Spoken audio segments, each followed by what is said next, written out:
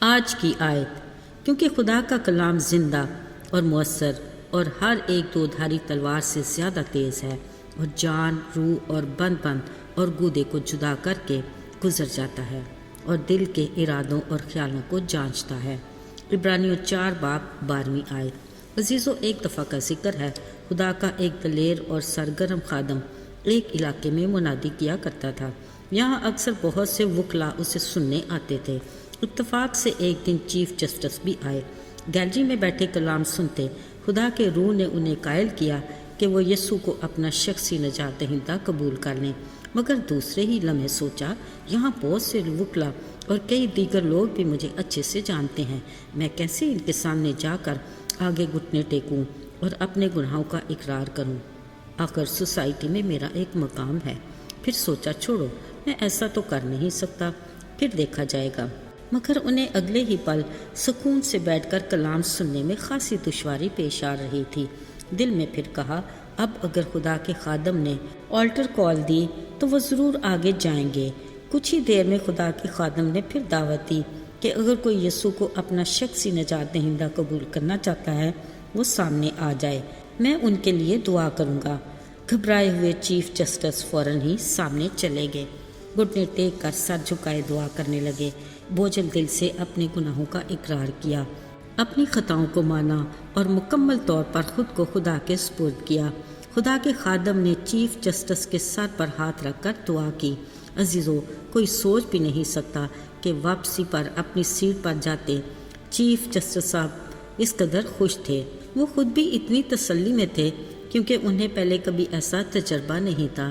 شکر خدا کا جو چیف جسٹس کے منفی سوچوں پر غالب آئے۔ خدا کی کرنی یہ ہوئی کہ اس دن کے بعد اس علاقے کے بہت سے وکیلوں نے بھی ہمت کی اور خدا کے خادم کی مدد سے خدا کو قبول کیا۔ یوں روز بروز ایمانداروں کی جماعت میں اضافہ ہوتا گیا اور کلیسیا خدا کے فضل سے مضبوط ہوتی گئی۔ یاد رہے، انجیل مقدس کی مرکزی آیت میں یوں تحریر ہے کہ خدا نے دنیا سے ایسی محبت رکھی کہ اپنا اکلوتا بیٹا بخش دیا تاکہ جو کوئی اس پر ایمان لائے ہلاک نہ ہو بلکہ ہمیشہ کی زندگی پائے۔ عزیز و شکر خدا کا جس کی بے انتہا محبت تمام دنیا کے انسانوں کے لیے ہے۔ اس کے بیٹے کا کفارہ کسی خاص قبیلے یا قوم کے لیے نہیں بلکہ کل جہان کے گناہگاروں کے لیے ہے۔ آج ایسے ہی ایک اور معزز شخص نے اپنے گھر میں دوستوں اور عزیزوں کو بلا رکھا تھا۔ یہاں بھی خدا کے ایک دلیر اور پرجوش خادم پطرس نے آنا تھا۔ اس معزز شخص کا نام کرنیلیس تھا، جو راست باز اور خدا ترس آدمی اور یہودیوں کی ساری قوم میں نیک نام تھا۔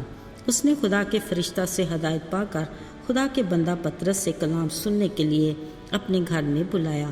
ادھر پطرس کو بھی رویا میں خدا نے ہدایت دی کہ خدا کی نظر میں کوئی حرام یا ناپاک نہیں، اس کی نجات کا تحفہ غیر قوموں کے لیے بھی ہے۔